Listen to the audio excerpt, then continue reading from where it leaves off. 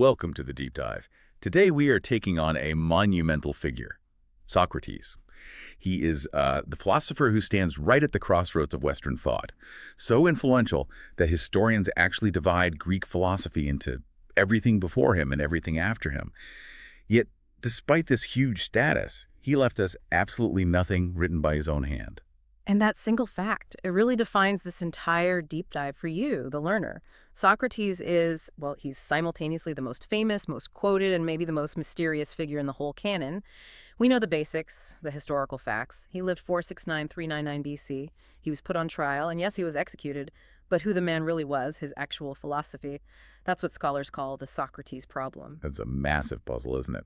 So our mission today is to try and navigate the four often conflicting source accounts we have, the four people who actually wrote about him, and try to build a working profile of his, well, revolutionary ideas. And revolutionary is definitely the word. Before Socrates, you had the pre-Socratics, and they were quite literally looking up, They focused on the cosmos, the nature, matter, the heavens. Abstract stuff. Exactly, abstract stuff.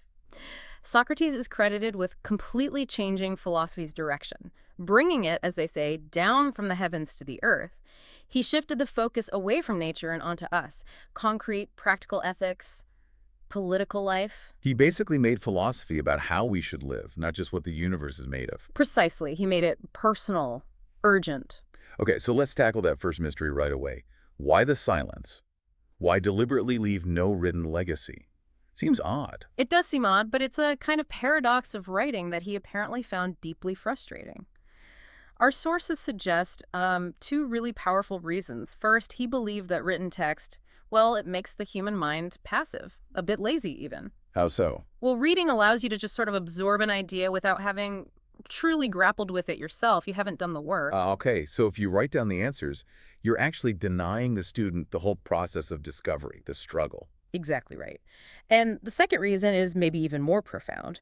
He believed moral knowledge, the actual knowledge of how to live a good life, was just too important, too vital to be learned passively from a page. It wasn't theoretical for him. Not at all. That kind of truth, he felt, required dynamic personal inquiry, dialogue, self-reflection. It had to be lived, not just read about in a book. Wow. Okay, so that choice, that refusal to write, it directly forces us into this Socrates problem. Wow. How do we possibly reconcile the man who wouldn't write with this massive, often contradictory inheritance of theories written about him by others? And you have to remember the context. This choice wasn't made in a vacuum. Socrates emerges during a period of, massive political and ethical instability in Greece. We're talking the 5th century BC. Things were falling apart a bit. Yeah, traditional structures, old beliefs, mythology, old customs, they were crumbling, and that created a kind of vacuum. That's where the sophists come in, right? Remember them. Exactly.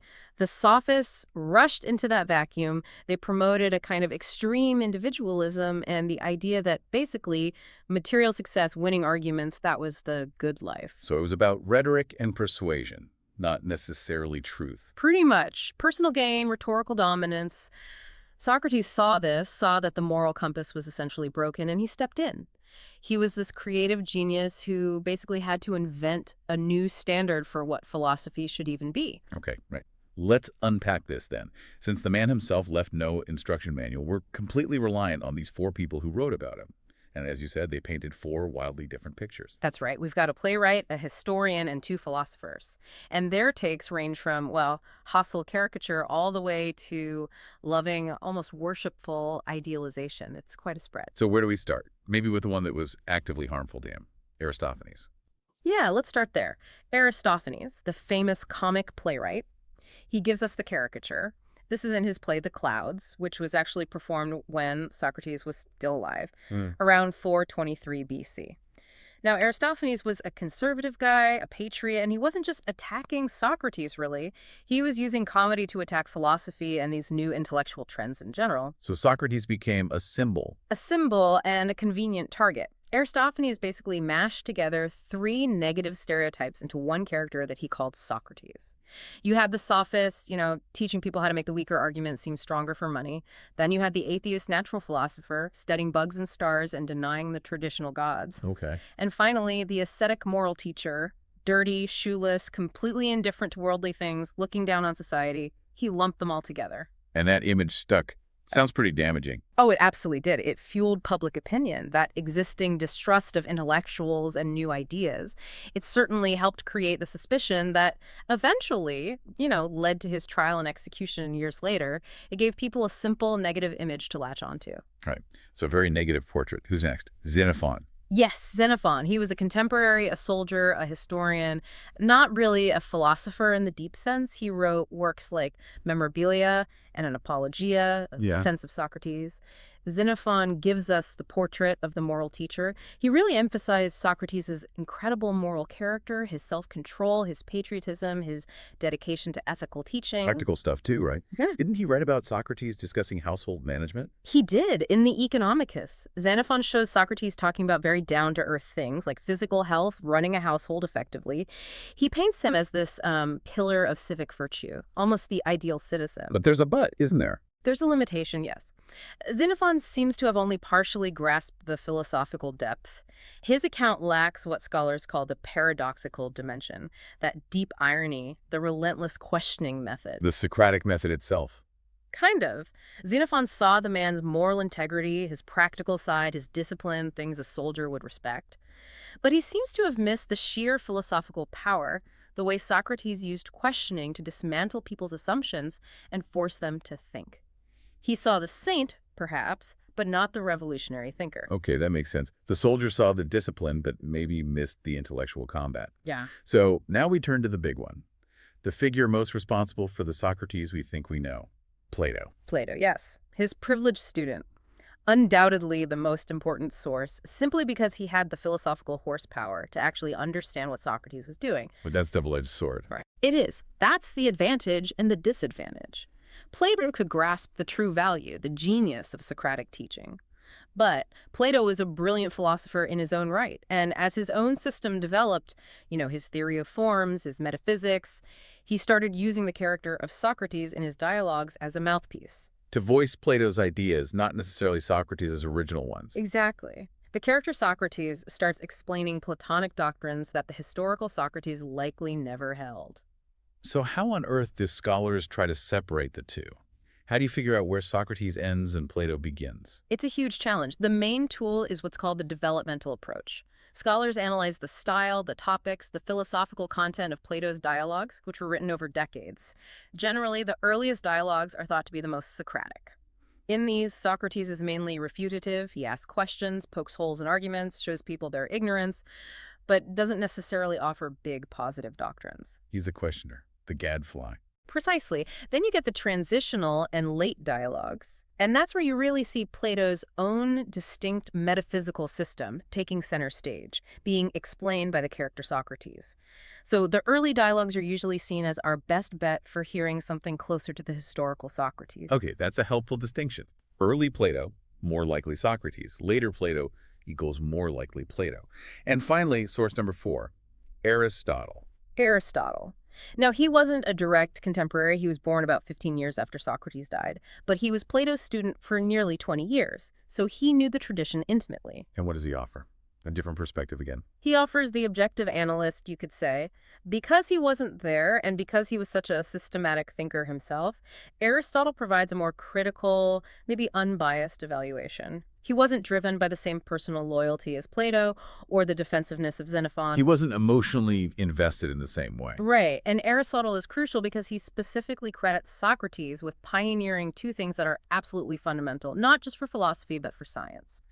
Oh, what are they? First, inductive argument.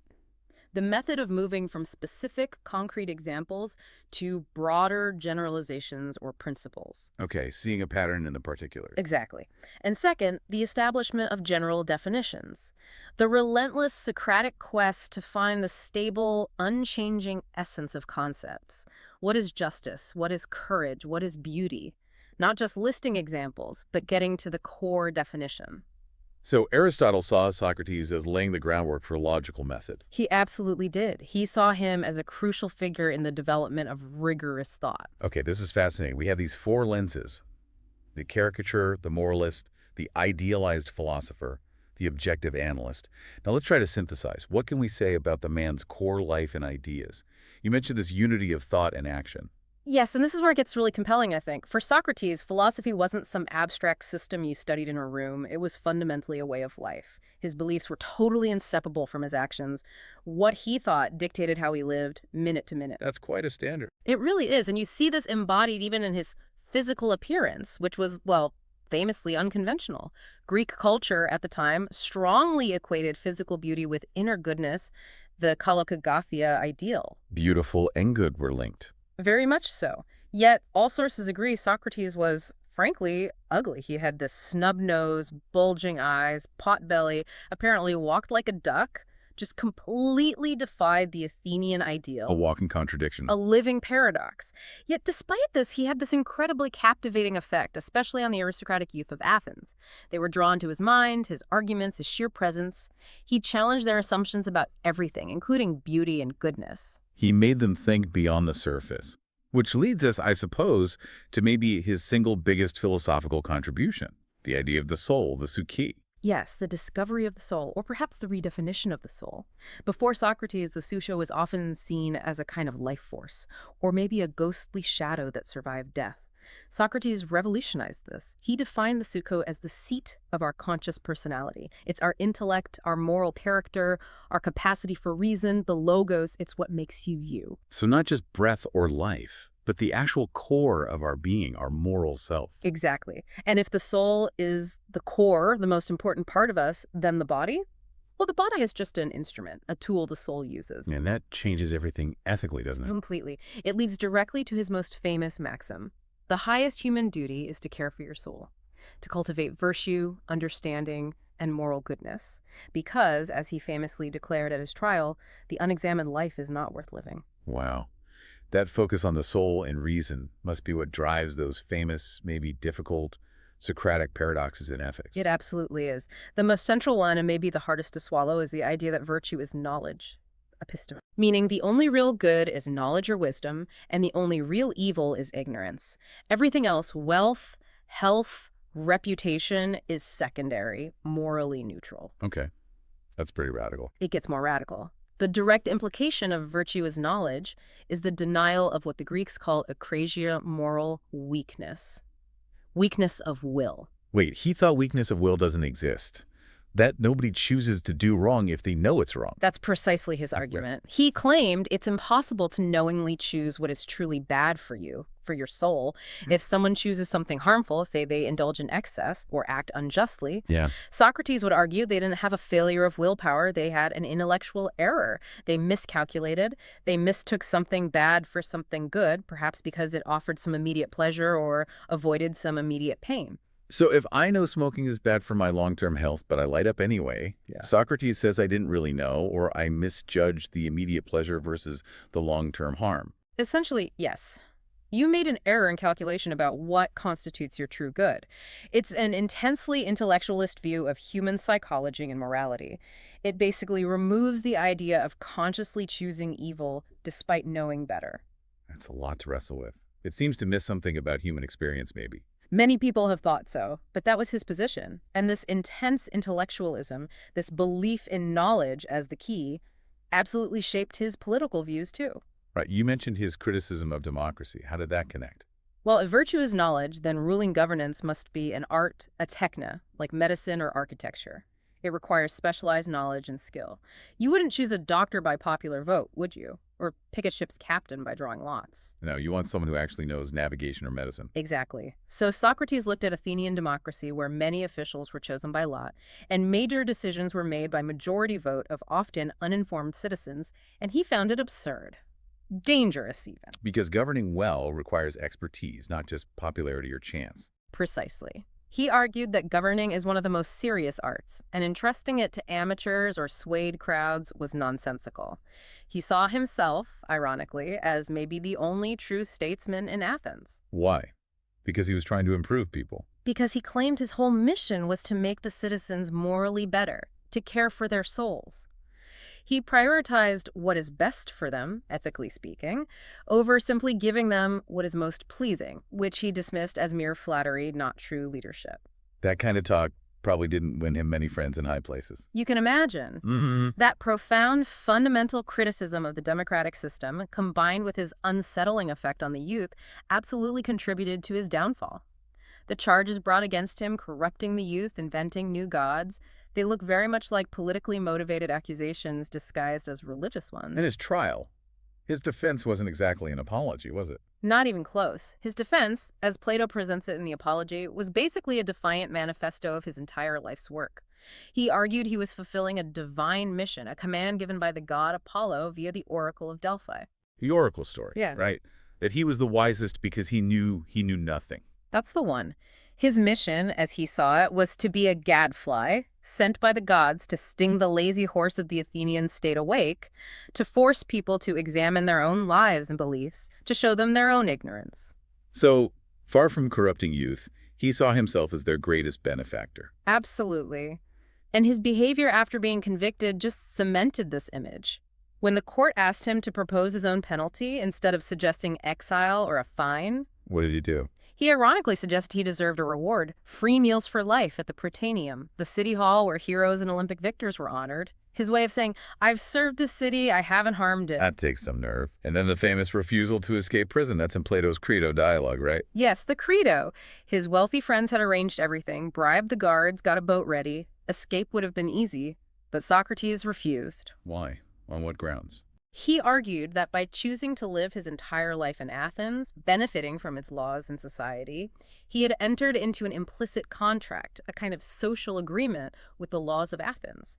To flee now, to defy the court's verdict, even though he believed it was unjust, would be to break that contract. It would be harming the very laws that had nurtured him. He famously said he would die as a victim of men, not of the laws. The men had misused the laws, but the principle of law itself must be upheld. Wow. He lived and died by his principles, quite literally. Utterly.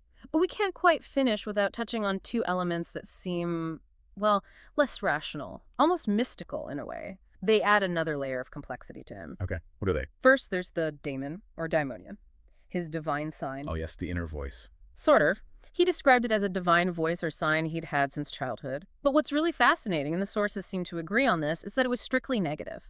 It never told him what to do. It only ever intervened to prevent him from doing something, warning him off if an action would lead to harm. So it was like a divine veto power, not a guide pushing him forward. Exactly. A check, a restraint. Never a positive command. Very specific function. Interesting.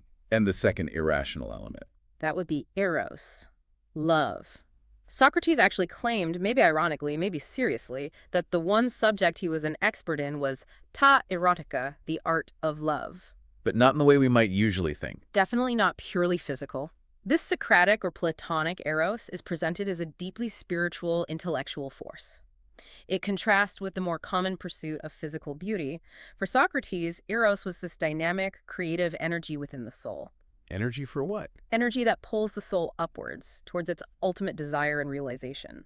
The vision of the beautiful and the good itself. It's the engine of philosophical striving, the desire for wisdom and self-improvement. So it's love as a catalyst for philosophical ascent. So even his irrational elements are deeply tied into his core philosophical project. They seem to be, yes. They add this dimension beyond pure logic. What an incredible figure. Contradictory, challenging, uncompromising.